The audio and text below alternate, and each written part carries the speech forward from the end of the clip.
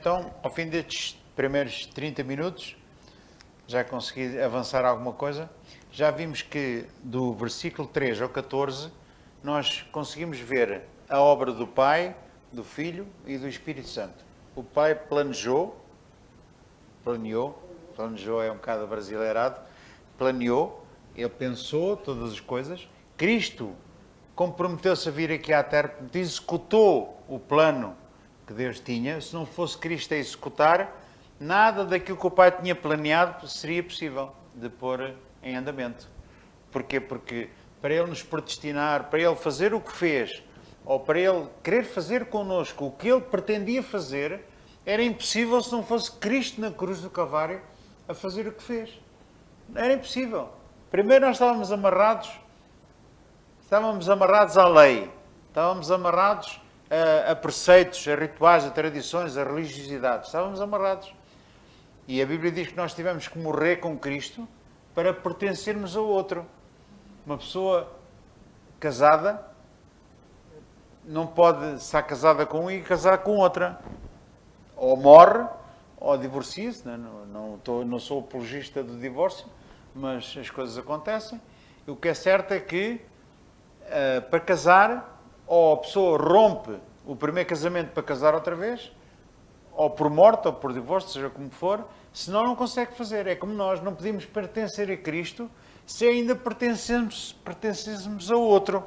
E nós pertencíamos ao outro. Quem era o outro? Eu vou dizer quem era. Prepare-se, porque era o diabo. O diabo é que era aquele que tinha o pé em cima da sua cabeça, governava na sua vida. Aliás, o próprio Jesus falava que o diabo é o príncipe deste mundo. O apóstolo Paulo chama-lhe o Deus deste século.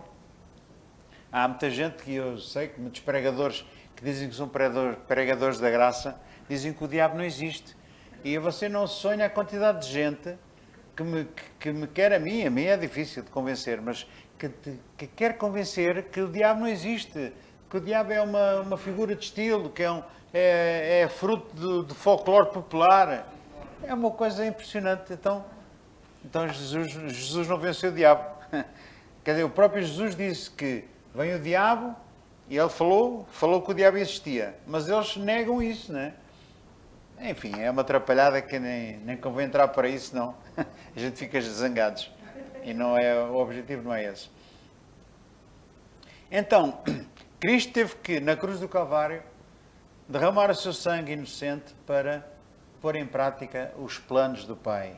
Essa é que é o âmago da questão e é isso que esta carta nos ensina.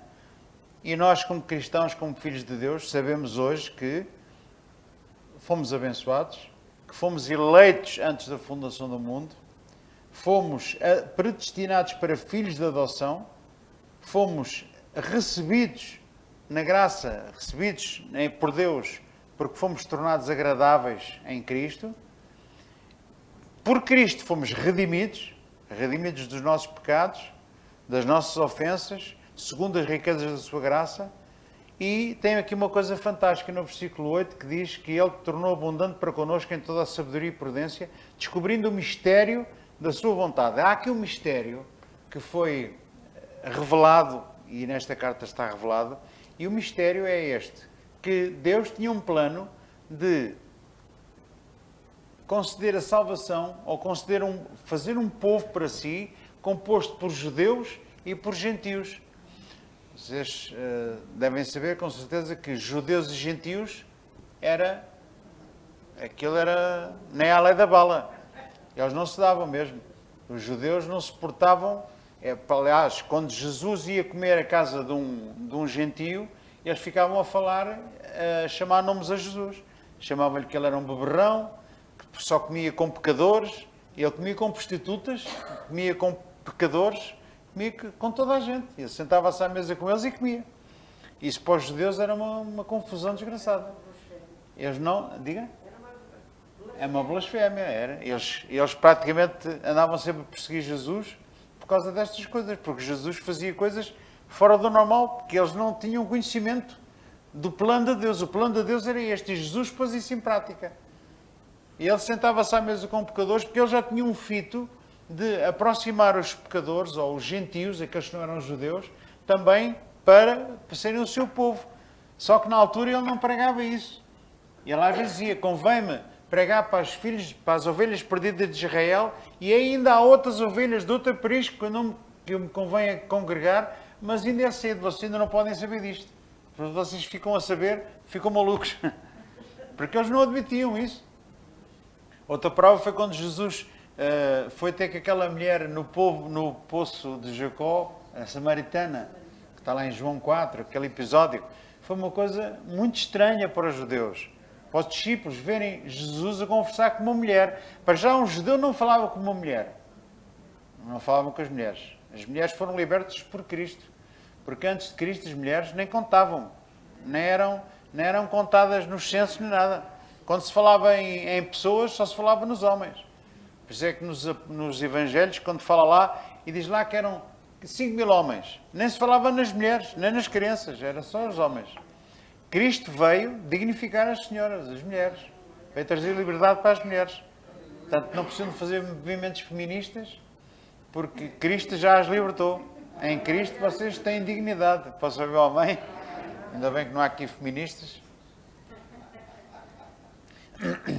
Ora bem, nesse é um exemplo que Jesus, quando fala com a samaritana, já era plano de Deus, já era Cristo a contribuir para o plano que Deus tinha, de fazer uma igreja ou a congregar um povo que fosse composto de judeus e de gentios. Gentio é todo aquele que não tinha aliança com Deus, que estava completamente fora da aliança de Deus. E Deus já queria pegar essa gente e fazer dela um povo também. Só Deus mesmo. Só Deus para fazer isto. Era impossível um homem imaginar estas coisas. Era impossível mesmo. Só Deus, na sua infinita graça, com um amor e uma misericórdia muito grande, conseguir conceber uma igreja composta de gentios e de judeus. Que os judeus não é moleza não, como diz o brasileiro. Eles eram inimigos mesmo. Aliás, a própria lei dizia, ama o teu irmão e odeia o teu inimigo. A própria lei dizia, quando Cristo disse, olha, a lei vos diz, Moisés disse-vos, amai o próximo e odiai o vosso inimigo. Eu, porém, vos digo, amai os vossos inimigos. Jesus veio trocar tudo. Veio trazer amor por aqueles que nos ofendem, por aqueles que não são iguais a nós. Veio trazer a nós misericórdia e graça. Isso é tudo graça. Amém, irmãos? Então, Cristo veio revelar-nos este mistério. E este mistério é de quê? Versículo 10, de tornar a congregar em Cristo todas as coisas na dispensação da plenitude dos tempos, tanto as que estão nos céus como as que estão na terra. Nele diga em quem também fomos feitos herança, nós fomos feitos herança, nós somos herança de Deus. Repara, o que é que Deus ganhou com isto tudo? É uma boa pergunta.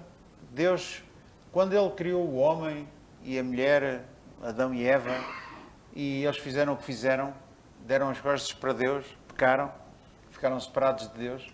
Depois Deus, na sua infinita misericórdia, foi ao longo dos anos, ao longo de milhares de anos, falando, trazendo profetas para anunciar aquele que havia de vir, anunciar Jesus.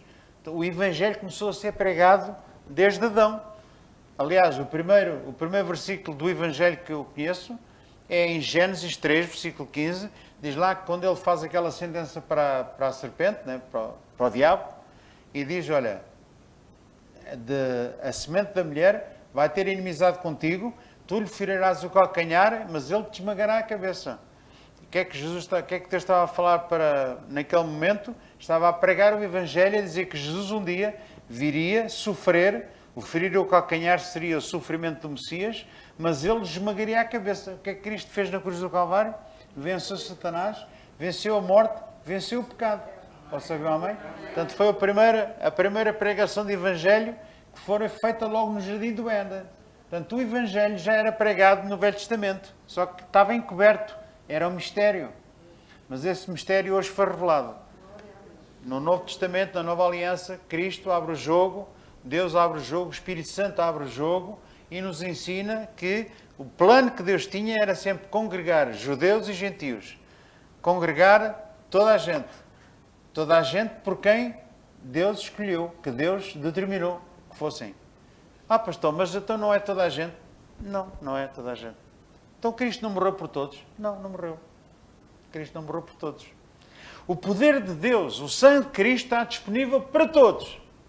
Só que nem todos lhe pertencem. Nem todos lhe pertencem. Aliás, você não vê em lado nenhum da Bíblia dizer que Deus derramou o sangue por todos. Não. Ele diz lá que perdoou e derramou o sangue por muitos.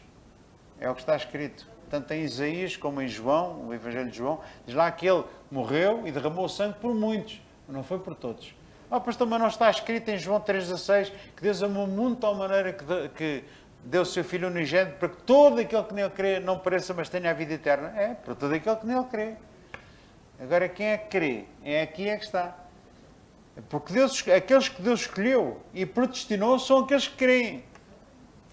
São aqueles que realmente Deus lhes deu a fé para crer e para se arrepender nos seus pecados e para receberem Cristo como seu Senhor e Salvador.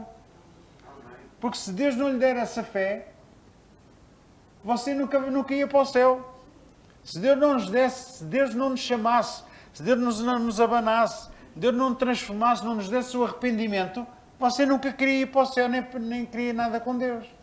Era como os outros. Continuávamos a ser inimigos de Deus por toda a vida. Porque se nós deixarmos nas mãos do homem o ir para o céu ou a ser salvo, ninguém quer. Ninguém quer, irmão. Mas Deus escolheu, predestinou, elegeu, separou, adotou, tornou agradáveis aqueles que Ele, pela sua própria vontade, pela sua determinação, disse, são estes. Esses são aqueles que vão querer. E esses são aqueles que Cristo derramou o seu sangue. Deus não derrama sangue, Jesus não veio derramar sangue por aqueles que não querem nada com Ele. Acha que Deus desperdiça o seu sangue, o sangue do seu Filho amado? Quer dizer, Ele morreu, derramou sangue preciosíssimo, diz a Bíblia que é mais precioso que a prata e que o ouro. E Deus ia derramar sangue assim por dar cá aquela palha? Não, irmão. Não. Eu quando vejo Jesus, quando a imagem de Jesus na cruz, todo ensanguentado, eu fico tão triste quando as pessoas andam a orar só para serem curadas, só para terem um carro novo, uma casa nova. Eu fico a pensar, mas será é por isto que Jesus morreu? Só para a pessoa ter um carro, ter mais dinheiro, ter um emprego, ter isto, ter aquilo? Será que é para isso que Jesus morreu? Não, irmão. Isso é que eu chamo uma blasfémia. É estar a brincar com Deus, a usar com Deus. É usar-se de Cristo só para os seus benefícios. Não, filho. Aquele sangue, aquela imagem que eu tenho de Jesus na cruz, é a execução do grande e sublime plano de Deus Pai para criar uma igreja, um povo para louvor da sua glória.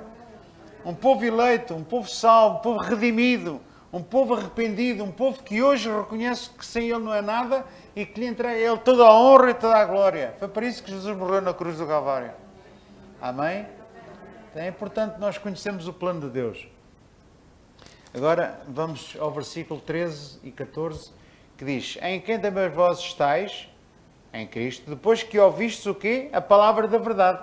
Há aqui um parênteses que eu quero fazer, porque muita gente que diz, pastor, então se nós fomos eleitos, Deus já sabe quem é que vai ser salvo, então não precisamos pregar o Evangelho. Eu já ouvi isto, já ouvi pessoas dizer isto. E é legítimo. Não devemos levar a mal que as pessoas tenham dúvidas.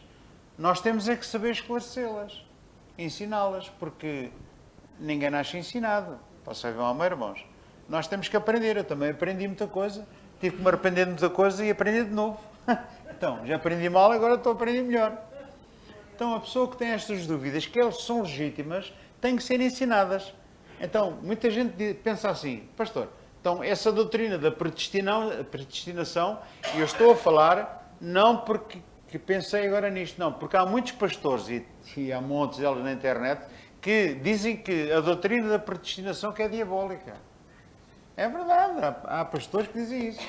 E uns que, se eu dissesse o nome, vocês conheciam logo. Não vou dizer por uma questão de sabedoria, não é? Mas pessoas que, predestinação, isso é diabólico, isso é uma doutrina do inferno. É assim. Mas eu quero dizer uma coisa, que nós temos que atentar para a palavra. Olha o que é que a palavra diz, versículo 13. Leia com atenção. Em quem também vós estáis, depois que ouvistes o quê? A palavra da verdade, o Evangelho da vossa salvação. Você sabe que Deus escolhe, elege, predestina e adota. Ele tem este plano. E agora, como é que surgem os eleitos? É como os cogumelos, nascem assim na floresta? Não, é pela pregação do Evangelho. A pregação do Evangelho vai chamar os eleitos. Por isso é que, quando se fala de graça e de predestinação, nunca se pode pôr de parte a pregação do Evangelho. Não! Este mandamento, esta grande comissão que que Jesus deu à Igreja, ir por todo o mundo, pregar o Evangelho a toda a criatura, é para os dias de hoje. Não pode ser anulado. Ninguém pode dizer assim, como estamos predestinados, já se sabe quem é que vai ser salvo, portanto não vale a pena pregar o Evangelho. Vale. Porque é através da pregação do Evangelho, como está aqui escrito, em quem também vós estáis, depois que ouviste a palavra da verdade. Você ouviu a palavra da verdade e em si nasceu algo que você disse, é isto que eu quero. Alguém aconteceu isso? Aconteceu? Venha lá o braço no ar para ouvir quem é que aconteceu isso. Quando você ouviu a pregação do Evangelho, de repente houve alguém em si que disse, é isto que eu quero, é isto que eu quero. Foi? O que é isso? É Deus a chamar os seus eleitos. É uma prova que você é uma pessoa eleita e escolhida. Porque os eleitos e escolhidos são aqueles que acordam. De repente, andam lá na vidinha deles e, por uma pregação ou por outra coisa qualquer. Agora, a maneira como as pessoas são salvas são diversas. Pode ser através de uma pregação, pode ser através de um bocadinho de papel assim deste tamanho. Conta um pregador que estava a distribuir folhetos numa praça, distribuiu folhetos e houve um indivíduo que não queria nada com Deus, daqueles mesmo, que a gente infelizmente sabe que existem, pegou naquele folheto, rasgou tudo aquilo aos bocadinhos e mandou assim para o chão. O vento levou aqueles pedaços de papel, um pedaço de papel caiu na bainha de uma calça de um indivíduo que ia a passar. O tipo chegou a casa, despiu as calças, não é como é normal, não é? Para ir para a cama. E viu, tinha lá um bocado de papel, tirou um bocadinho de papel e viu aqui, em Cristo. Era só um bocadinho que dizia em Cristo. Não tinha mais nada. Em Cristo? O que é isto? Foi uma livraria perto dele no dia seguinte, levou aquele bocadinho assim, desculpa lá, isto será de algum livro, isto é de quê? E a pessoa em questão diz, olha, isto deve pertencer de certeza a uma página da Bíblia, do Novo Testamento, que muitas partes na Bíblia terminam ou começam em Cristo, ou falam em Cristo, não é? Mas mostre lá. Então ele foi lá à procura, a pessoa em questão era mais entendida, sabia, mostrou-lhe. O que é que aconteceu? A pessoa salvou-se, foi salva, foi convertida, converteu-se a Cristo por causa de uma folhinha de papel. Quer dizer, aquilo que um rasgou, desprezou e não quis saber, foi quem na bainha da calça do indivíduo, eleito, predestinado, que já Deus o tinha escolhido antes da fundação do mundo e aquele bocadinho de papel acordou e o homem converteu-se. Isto não é maravilhoso? A obra de Deus é uma coisa fantástica. A obra de Deus, não disse obra dos homens. A obra de Deus é maravilhosa, é fantástica. Isto se deve a Deus. Deus o Pai, Deus o Filho, Deus o Espírito Santo. Então, há aqui uma coisa importante que é a pregação do Evangelho vai acordar os eleitos e os que foram predestinados por Deus antes da fundação do mundo, que andam por aí, não sei onde, aqui na Pontinha há de haver muitos. Então, por isso é que você, com este conhecimento que está a receber hoje, vai ficar com um trabalhinho para fazer. Qual é o seu trabalhinho? É pregar o Evangelho. Você precisa de aprender a pregar o Evangelho. Tem que preparar os seus pés, tem que calçar os seus pés na preparação do Evangelho da paz. Tem que aprender a pregar o Evangelho. Você sabe, eu não sou nada, e então agora que a graça de Deus tem crescido no meu coração, mais convencido que não sou nada, é que nós não somos nada. Sem Deus, nós não somos nada, não valemos nada. Só Cristo em nós é alguma coisa. O resto, nós não temos nada de bom. Mas, agora que eu conheço esta graça maravilhosa, redentora, salvadora, eu vejo e olho para trás e vejo as coisas que Deus me guiou a fazer, só por Deus mesmo. Quando eu me converti, a primeira coisa que me veio à cabeça foi escrever uma mensagem para falar aos meus amigos. Então, na altura, estava muito em voga as 4 coisas que Deus quer que você saiba, não é? Eu até tenho uma música que é há 4 coisas que Deus precisa. Então, eu comecei a preparar uma mensagem, parecia eu que era um pregador, e estamos a falar eu com uma semana ou 2 de crente. E preparei umas folhas, escrevi, com versículos bíblicos, com tudo, e quando tinha oportunidade, e era na caminhonete, eu cheguei a pôr uma pessoa, apanhar uma pessoa na rua e a metê-la dentro de uma escada, que a pessoa pensou que eu ia assaltá-lo. Então ficou ali quietinha, e foi bom para mim, porque assim eu pude pregar, ela não se mexeu. Ela pensou que eu ia assaltá-la. Sabe? Peguei na pessoa, me enfiei numa escada de um prédio. Eu não sei o que é que a pessoa pensou, mas também não sei se ela se converteu. Mas eu fiz a minha parte, né? Bem, eu pregava o Evangelho baseado nisso. Você sabe que nós todos somos pecadores, nós não somos filhos de Deus, nós somos criaturas de Deus. Mas àquele que crer em Jesus, Deus lhe dá o poder de ser feito um filho de Deus. Àquele que crê nele. E a Bíblia diz que nós não só somos feitos filhos, mas Deus nos abençoou e nos dá a vida eterna. Nós um dia podemos viver eternamente com Deus. E Cristo é o único caminho. Quem é que não quer ir para o céu? Eu quero. Eu queria tudo. Com medo que eu lhe desse uma tareia ou que lhe apontasse uma arma, eu queria tudo. A minha maneira de pregar é encostar uma pessoa na caminhonete, na pessoa que vai do lado da janela, a pessoa fecha-lhe o banco, senta-se do lado da coxia, a pessoa não pode sair dali, agora ali é que é aproveitar para pregar o Evangelho. Pimba, pimba. Eu apanhava a malta assim. Era onde calhasse. E você sabe que Jesus é o caminho, a verdade e a vida? É verdade. Toda a gente dizia que sim. Podia depois até no final que não dá resultado nenhum, mas eu pregava o Evangelho. Mas houve muita gente que aceitou. Posso ouvir um amém? Então, a pregação do Evangelho é um trabalho seu, é uma responsabilidade sua, porque é através da pregação do Evangelho que os eleitos vão acordar, vão despertar, Deus os vai chamar. Porque um pecador que está aí, um eleito, pode andar aí na vida dele, fazer as piores coisas, como eu fiz e muitos fizeram, a fazer as coisas mais abomináveis. Podem estar a matar, a roubar, a drogarem-se, a fazer tiro de uma linha. Mas chega o dia e a hora que Deus simplesmente diz, chega, abana a pessoa e agora vais ouvir o Evangelho. E aquele Evangelho, de repente, desperta a pessoa e a pessoa muda. Ela é transformada pelo poder de Deus. Amém?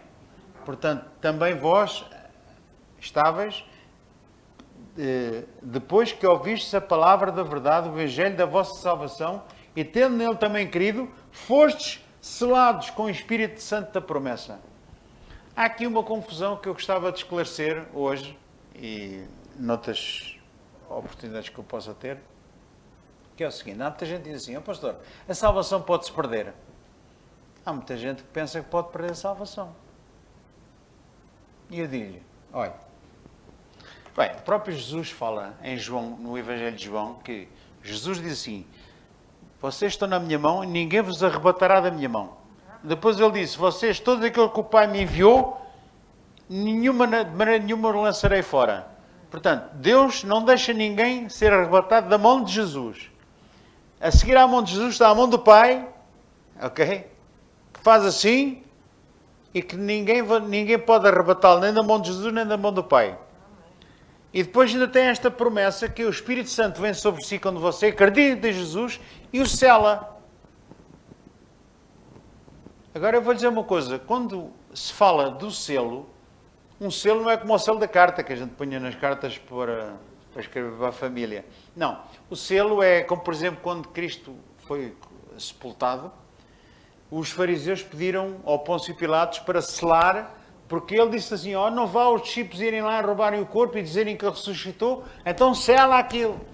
Então aquele selo tinha uma marca, na altura era para isso que os selos serviam, era para dizer, isto é propriedade de... Portanto, quando o Pôncio Pilatos mandou pôr um selo na pedra, ainda bem que os anjos não quiseram saber daqui para nada, Jesus também não queria saber daqui para nada.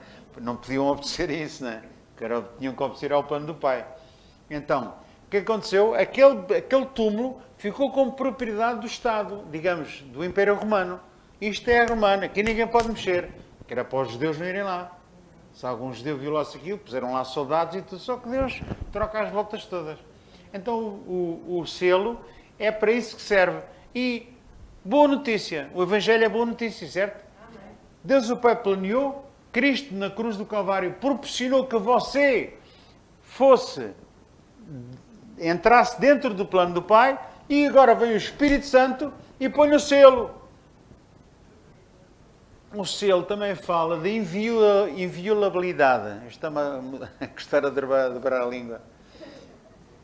O selo fala de inviolabilidade, isto é inviolável. Ora, se um selo material, um selo que se ponha, que um rei possa pôr numa encomenda, numa coisa, diz? O lacre. Sim, é o selo, exatamente, que era feito com lacre e com um sinete. O sinete era um anel ou tipo um carimbo. E então aquilo era feito no lacre e ficava lá o símbolo de quem é que era aquela propriedade. Ora, se o Espírito Santo vem sobre si e o sela, eu pergunto, quem é que vai violar esta propriedade? Quem é que se vai apoderar daquilo que não lhe pertence? Quando Deus diz, este é meu, ninguém lhe o tira. Posso ouvir um amém? Então esta questão de perder a salvação é uma doutrina errada. É uma doutrina que não vem na Bíblia. Quando Deus planeou, Jesus executou e o Espírito Santo confirmou. Você pertence a Deus. Não pertence a mais ninguém e Deus nunca vai deixar. Não é você que vai deixar a Deus, é Deus é que nunca vai desistir de si. Há muita gente que pensa, mas eu não quero, eu quero ir para o inferno. É. Mas não vai. A boa notícia, a má notícia é que Deus não vai fazer a sua vontade. Porque você não vai. Vai chegar um momento em que Deus se determinou que você vai ser salvo, você é um filho, você foi predestinado, você foi eleito, aquilo vai mudar. O apóstolo Paulo, o Saulo, também andava ali a respirar vinganças e mortes e sei lá mais o quê, contra os do caminho, contra os cristãos. E caiu de joelhos, ficou cego e aprendeu uma lição. E chamou o Senhor. O que é que queres que eu faça? Filho, quando Deus chama, a chamada de Deus é irresistível. Ninguém consegue resistir à chamada de Deus. Está a entender? E a doutrina da graça e da predestinação é a única que nos pode dar a força para nós podermos ser tudo aquilo que Deus já planeou que nós sejamos. Posso ouvir um amém?